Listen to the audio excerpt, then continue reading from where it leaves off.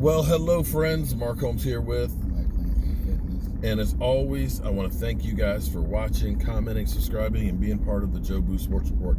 Without you guys, this literally does not work. All right, I'm tired. I am sick and tired of the whole thing of everybody thinks that Earl Thomas is the panacea that is going to heal everything with the Dallas Cowboys.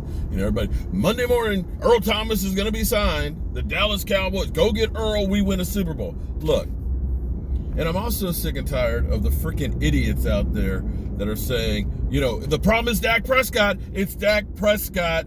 Go get Trevor Lawrence. If you did want to get Trevor Lawrence, the only way you're going to get a chance to do it would be to tank the whole season, not win a damn thing to get that number one pick, and hope that he is the guy. Because there's been a lot of players out there that we thought were going to be rewriting the record books and didn't. Remember, Mitch Trubisky was drafted ahead of Deshaun Watson, as well as Pat Mahomes. Go figure that one. There was, of course, Josh Rosen, who was the number one pick, too. Now, it's great to fantasize and think that guy's going to do it, but let's call a spade a spade. That pass was dead on. That pass was dead on, and it was a bullshit call. And I didn't see any fumbles from Dak. Did you see any fumbles from Dak? I didn't see any fumbles from Dak. I didn't see any interceptions from Dak. I didn't see actually bad passes from Dak. Most of the passes look like they had a lot of zip. In fact, it looks like Dak Prescott's release is faster than it used to be. I know, but here's where Dak screwed up. Dak sucked when it came to stopping the run. Because those 40 runs for 153 yards, Dak should not have allowed that to happen. But forget about that point right here. The whole idea of Earl Thomas being the thing, the glue that could put the defense together. It's not going to happen. The Cowboys aren't going to sign him. Regardless of what my man Crunk believes, that he believes the Cowboys are signing Earl Thomas, and I don't know what the fascination is on that one. It's not going to happen. Maybe Khalil Mack, but I don't see Earl Thomas in our future. Khalil Mack? I said they have a better chance. Oh, they have a better. Okay. Earl Thomas. But I mean, listen. And I'm not saying that we don't need help, because we do need help. We're banged up. Van Der Esch is going to be 6 to 8 weeks with the collarbone. At least it's a clean break, and that'll heal. And it's not the neck. It's not the neck. But now you have to start worrying about, is he got one of those guys that just happens to have bad luck when it comes to injuries. I'm not saying that we don't need some help. I still believe that there are maybe better options out there than Earl Thomas. I'm sorry.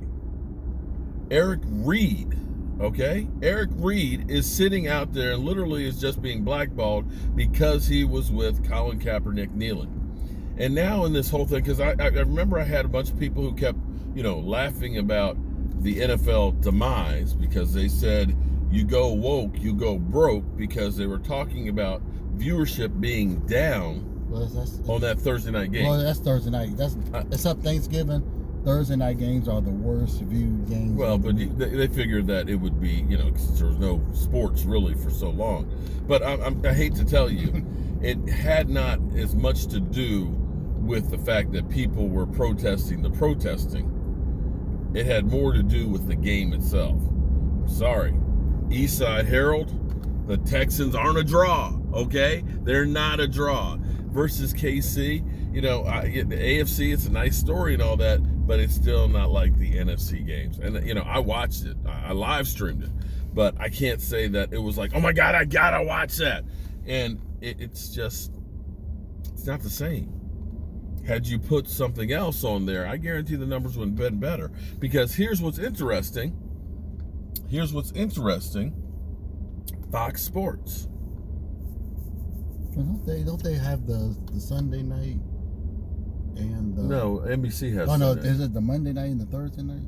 No, Fox has the Saturday games, 1 o'clock, 4 o'clock games.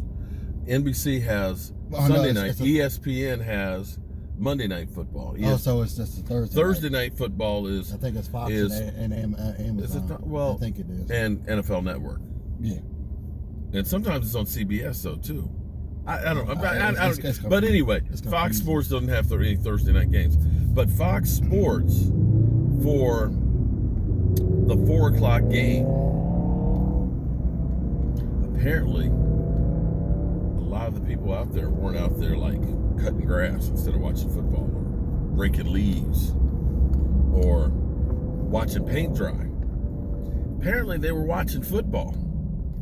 They were watching football because Fox Sports said that was their highest rated game in 4 years. In fact, it was the highest rated sporting event since the Super Bowl. So there's that. And one more thing I'll also say about the Thursday night game. Think about this, guys. Normally, you wouldn't have basketball playoffs competing with a Thursday night game. You wouldn't have baseball competing with a Thursday night game. And I think hockey's going along too. Is hockey going too? I don't know. I don't watch hockey, but you have now, you had competition to that Thursday night game. So, back to my original premise. Since the anthem social justice stuff seems to be okay, why not look at an Eric Reid at safety? Guarantee you he'll be less money than Earl Thomas. This guy had 130 tackles to Earl Thomas's 49 last year, caused 2 fumbles, and had 4 sacks. Now, if you're saying you need a safety and somebody who will help your team, Eric Reid doesn't have that same baggage right now where he got chased out of town, where the players were saying, you know what, we just don't need him on our team. It's not good. It's bad. We want to change. We don't want him here. So, that's more of what I would say right there. The final part of this I'll also say is, damn, I guess thought I bypassed the whole accident. I guess I didn't go down far enough. We got traffic.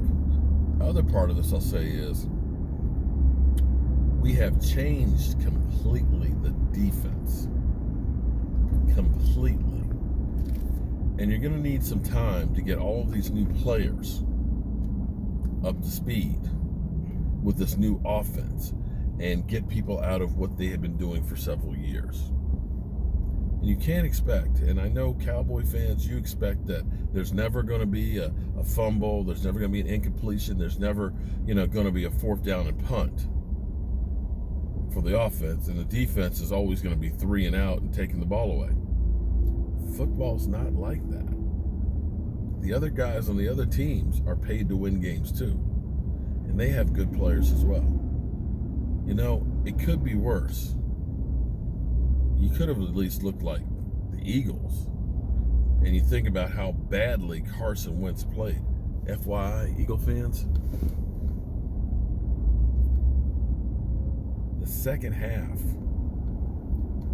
Carson Wentz was the worst quarterback in the league yesterday. I know they're going to blame it on the offensive line and his receivers, his weapons, and everything else. I know that's what's coming. But you guys actually turned Dan Orlovsky against Carson Wentz. That's doing something. When Dan Orlovsky says Carson Wentz hurt the team, bro, that's bad. What were your thoughts on Carson Wentz yesterday? New basement champions? Oh. I mean, look at it this way, though. He said basement champions. No matter what the Giants do tonight, they won't be in the basement. And so the Eagles and the Eagles play the Rams, so they might be in the basement too. Can you see Aaron Donald against that offensive line? Oh man! I mean, how many players got hurt? How many players? They're walking mass. At least 5, maybe more. It seems like every other play someone's getting hurt. I might have to bring back my operation game out. All right, so just be cool, Cowboy fans. Just be cool. Be patient, okay? We didn't get into a mess overnight, and it's not going to be fixed overnight. glasses. I have my glasses on. Okay. All right. I'll catch you guys later.